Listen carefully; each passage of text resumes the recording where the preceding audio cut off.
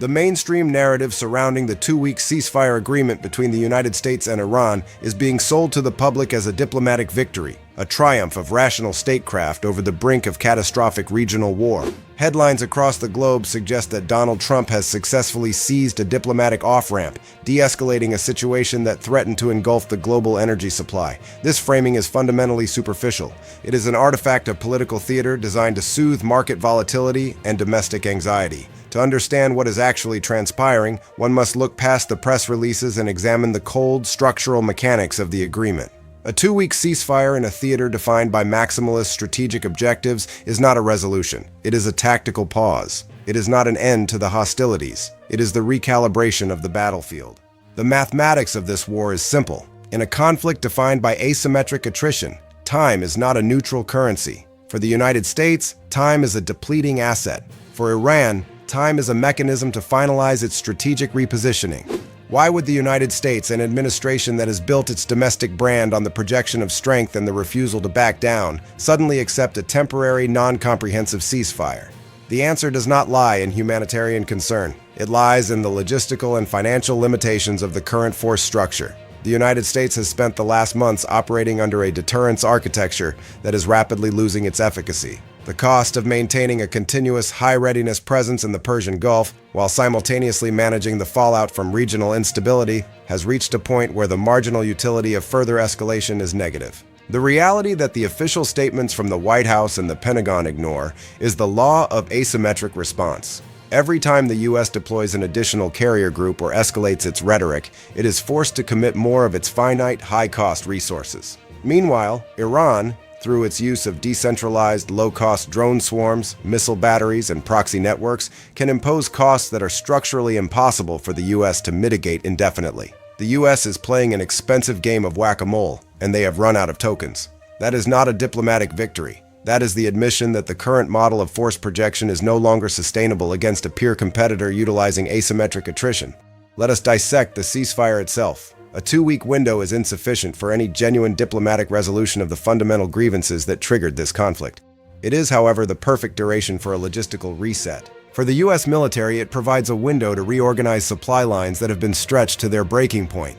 For Iran, it offers an opportunity to disperse its command and control nodes, harden its underground facilities, and replenish its missile inventories. This is the strategic paradox. Trop-trop-thay. Washington needs Iran to maintain a modicum of regional stability so that global oil prices don't spike to catastrophic levels, which would destabilize the American economy before the upcoming fiscal cycle. Conversely, Tehran needs the United States to continue its deterrence charade long enough to ensure that their domestic industrial base is fully converted into a wartime economy. On the surface, they are threatening each other. Beneath the surface, they are both using this two-week window to ensure they do not collapse before their opponent does. The mainstream press focuses on the success of the negotiations. The strategic realist focuses on the fragmentation of the alliance structure. Look closely at the behavior of the regional actors during this pause. The Gulf Cooperation Council, GCC, states are not cheering this ceasefire. They are panicking. They see the two-week gap as a precursor to a long-term abandonment. They recognize that if the U.S. is willing to pause its military operation after such intense escalation, the ironclad guarantee of American security is not a constant. It is a variable that fluctuates with the mood of the White House. This realization is the catalyst for the second-order effects. We are witnessing a rapid, quiet decoupling. Regional states are now looking toward Beijing, Moscow, and even New Delhi to secure their post-American futures. This is not a shift based on ideology. It is a shift based on physical geography and the cold reality of necessity. When a superpower signals that its commitment is temporary, its allies do not wait for the end. They prepare for the replacement. Every day the U.S. spends maintaining this temporary ceasefire is a day spent watching its own sphere of influence being cannibalized by regional actors who have realized that American primacy is no longer a historical fact, but an expiring option. Furthermore, the economic pain of this war, often cited by analysts as the primary driver for peace, is being misinterpreted. Inflation is not a deterrent to war. It is the cost of the war being distributed to the population. If the American public understood that the current diplomatic off-ramp is actually just a way to delay the inevitable economic hit until after the next quarter's fiscal reporting, the conversation would be far more hostile. The current situation is an attempt to manage the unraveling of the global order in a way that minimizes visible catastrophe, but the structural integrity of the global trade system is already compromised. We must also address the internal fracture within the U.S. political apparatus regarding the ceasefire. The administration is signaling strength while preparing for a retreat. The opposition is signaling defiance while acknowledging the futility of the current posture. This incoherence is the ultimate vulnerability.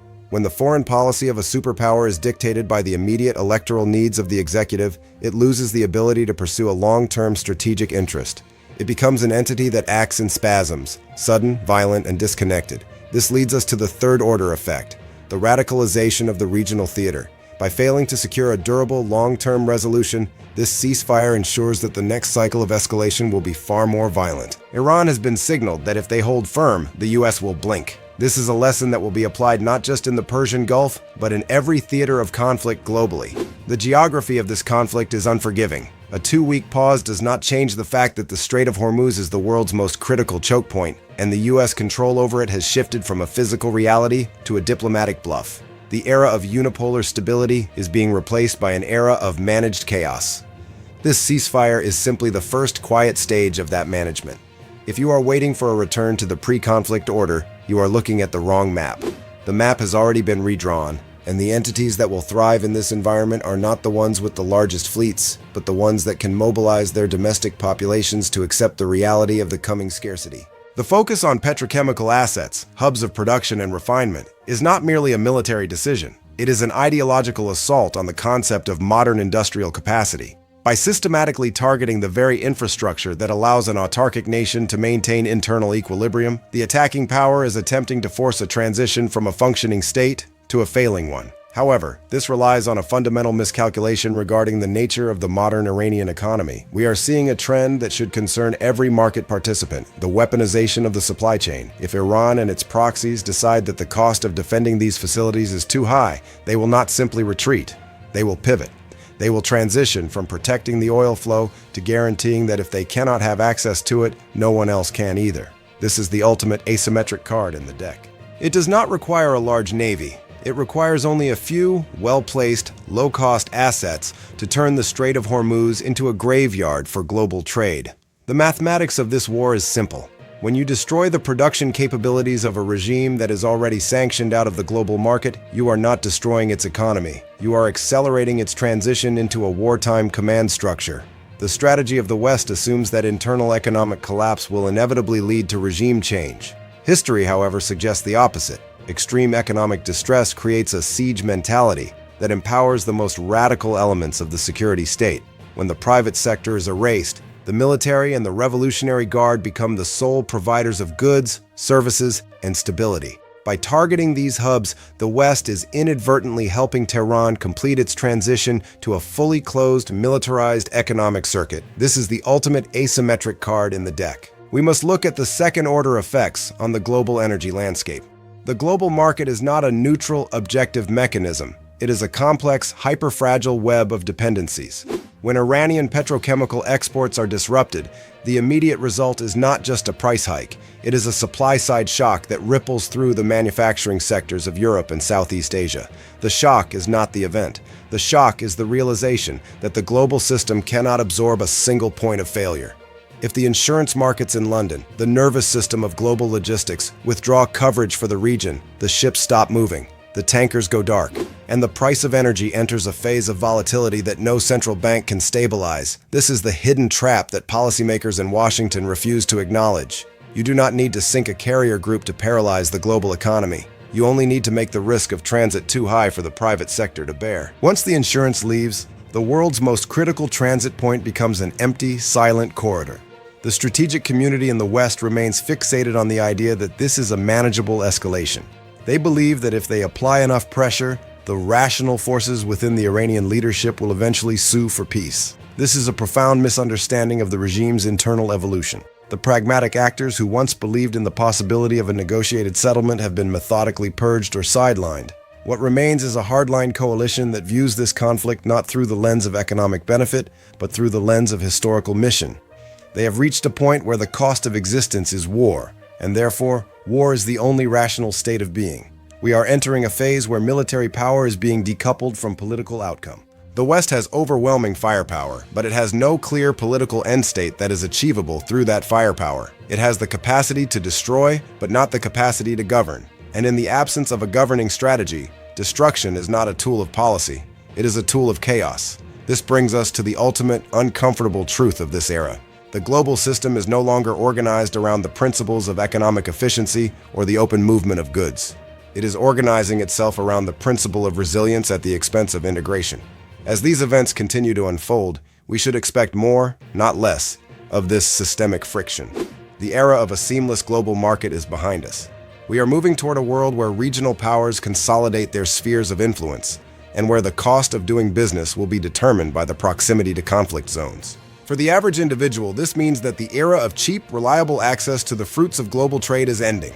You are paying for the insecurity of the Strait of Hormuz in the price of your commute, the cost of your groceries, and the stability of your local economy. The distance between the conflict in the Middle East and your daily life is not geographic, it is economic, and that distance is shrinking every day. We are not watching the resolution of a conflict. We are watching the systematic dismantling of a global framework that was built on the assumption that it would last forever. It won't, and the final chapter of this history is already being written by those who recognize that the only true path to power in the next decade is not through winning the war, but through successfully surviving the collapse of the system that made the war possible in the first place.